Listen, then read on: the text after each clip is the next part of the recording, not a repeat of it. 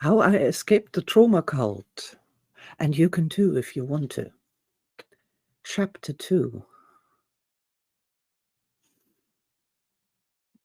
The last chapter ended with, I had no idea that I too was inside the grand psychology trauma matrix until the moment when I woke up to it.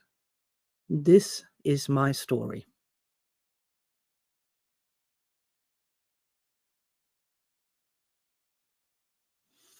Love is real. In 1993, I was working as an assistant researcher for an animal behavior consultants association. We were given the task to conduct a research study on aggressive dog behavior and whether changing the aggressive dog's diet would improve that behavior. I was young, enthusiastic, loved the scientific method, and very eager. As an animal behavior specialist at the end of a referral chain, I had access to a large group of aggressive dogs and their owners, and I set to work.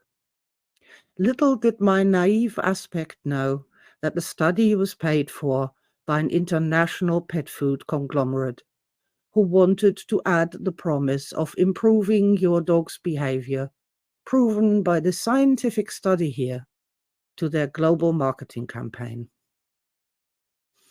The study worked as follows.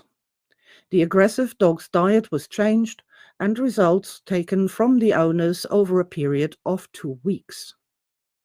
And the results were amazing. Over 80% of the owners reported a measurable improvement in their dog's behaviors in general. However, my young aspect did not stop when the study was completed and the data was handed over. She had many questions about this whole thing, and so she started to conduct her own study. This involved changing the diet for the next group of aggressive dogs to other things, from natural food such as raw meat to the cheapest, nastiest kinds of canned mush. And it also involved staying in contact with the owners of the original research dogs past that 2-week cutoff point. From this, I found out 2 things. Number 1 was that the benefits from the original dog food flattened out after 2 weeks, and by 4 weeks, the dogs had returned fully to their previous behaviors.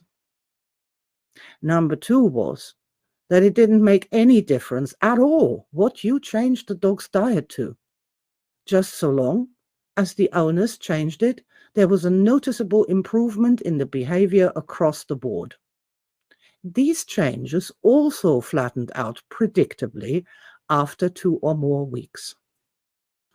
It was here that the young Sylvia began to wonder whether there was an additional component at play here, and that it wasn't a change in food that made the difference, but in fact something that happened with the owners when they changed the dog's food. The idea arose that the change in the dogs was happening because the owners were asked questions about their dog's behavior, and as a result, they paid more attention to their dogs than before.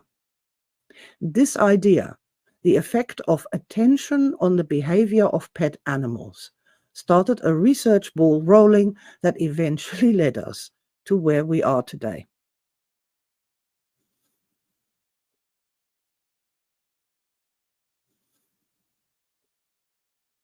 The exchange of the invisible something. Attention, a person looking directly at a companion animal as the first step towards an interaction with them, had strange and miraculous seeming side effects. It was like something invisible was given, which the animal craved and needed for their health and happiness. Attention-seeking behavior could be clearly seen to escalate, and eventually even lead to violence when the attempts to get attention were ignored. This was a real thing. It was invisible, but there was something these animals really needed, and which could literally drive them crazy if they didn't get it. There was an invisible something being exchanged here that was as important to health and happiness as was food and water. Once you understood that animals were craving the invisible something, and when they were given attention, their behaviors would change reliably and in the same pattern, even across species of companion animals, you could see the effects of the invisible something everywhere. Of course, it wasn't long before my researchers and I started to notice that the exact same patterns of exchanges also played out between us and our partners, our children, and other people in general. The invisible something had a lot to answer for. We discussed it, we played with it. We found that if you give more attention, not just to stop unwanted behaviors, but simply additional rations of positive attention, the animals really started to transform and relationships blossomed. It really was amazing, and we were super excited about this. More and more evidence and experience piled up until the day came and I finally put two and two together. The invisible something was love. Love is real. The presence of love alleviates behavior problems. The absence of love directly causes behavior problems. My young aspects were super excited by this discovery and entirely unaware that in that moment she had fallen out not only of the existing animal behavior matrix, not only out of the existing psychology matrix, but out of the entire scientific materialistic reductionist paradigm all at the same time.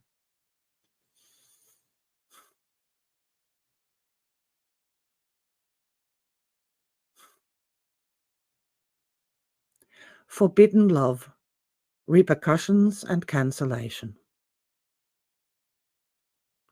One of the saddest moments in my life came when I, full of excitement at the discovery that love is actually real and is in fact that great big missing X factor in animal behavior research, ran into her office and to a big bookshelf which contained almost everything that had ever been written about animal behavior studies in the English language, usually conducted in the context of trying to figure out human behavior. She took one book, one research paper after the other off the shelf and tried to find that word, love. As dusk fell and it became too dark to see the pages, I woke up in a sea of books sitting on the carpet. A sea of books, and not one contained that word, love. The big bookshelf was completely empty. New books would have to be written. The next day, my aspect wrote the Harmony program, which explains how to use the power of attention, the power of love, to transform animal behavior problems. It also outlines how the industry standard dominance reduction programs were actually harmful to the relationship between animals and owners, and why it should be abandoned forthwith. When she took her findings to the research leader, she expected the man to be just as excited as she had been. He looked at it, and she knew he understood and knew that she was right about this. But he turned red, started to sweat, and then screamed at her. If you think I'm going to rewrite all my books now, you've got another thing coming.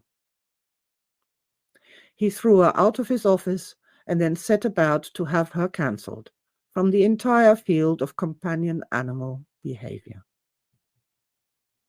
Her name was blackened as a crazy person. She could no longer get published in any magazine or journal.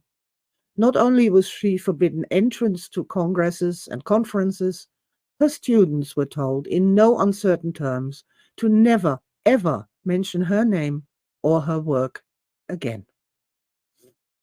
That was that. Now, I take a measure of pride in having been cancelled decades before it became fashionable, that I survived that, and that I'm still speaking out about something that is perfectly true, perfectly observable, perfectly replicable, and which would help so many if only they knew about it. The field of animal behavior being closed now, where to go next? Psychology seemed to be the perfect answer. Behavior problems in companion animals are one thing, but behavior problems in human children are so much more important to be solved. Surely, the field of psychology would be delighted to learn that there is really such a thing as love. And if that is completely real and provable, even perhaps this mysterious soul, which gave the entire field its title, might be as well.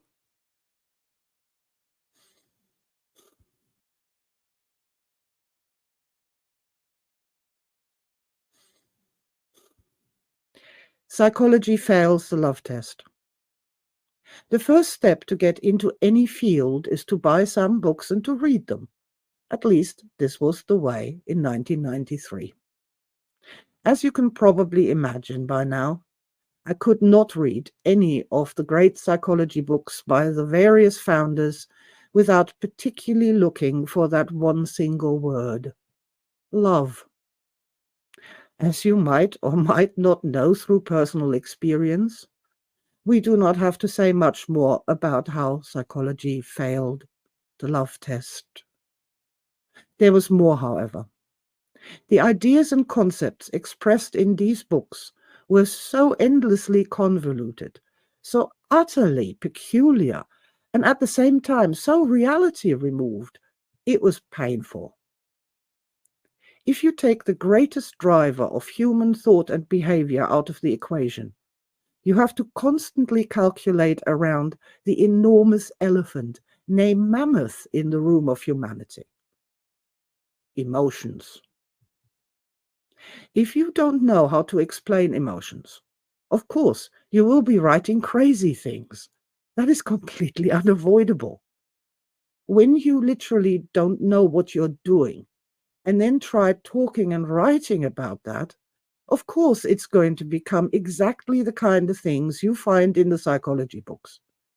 And all of it, at the end of the day, is of course completely useless downstream to the people who don't understand what's going on with them, with their emotions, and with their lives. Not long ago, I saw a professor of psychology who had become addicted to various medications during his study to become a professor of psychology over 20 years ago, and was now telling others about his attempts to start a withdrawal program. This is what I mean about this particular field of study being completely useless downstream. If that which you are studying isn't helping you, how is it going to help anyone at all? What is the point of it beyond making money from clients who never get any better? I would ask myself these questions, completely unaware just how completely brainwashed we all are, immersed in our trauma therapy cult, as we are. In 1993, I didn't think psychology was the way forward for me and for my revolutionary, love-inclusive approaches, so I did something else instead. In order to help people, now we have to deal with talking therapy. And what are we going to talk about? Naturally, of course, it's going to be all about trauma, right?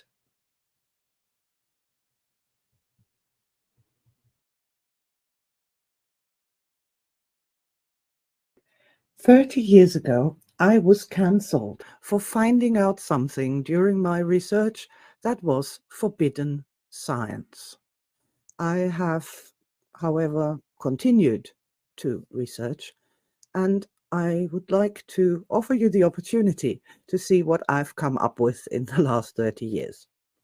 It's not a very big book, as you can see, and it's got lots and lots of pictures in it. And you can download it for free right now at goe.ac/revolution. You can also support me and my work and this channel by buying a hard copy from Amazon.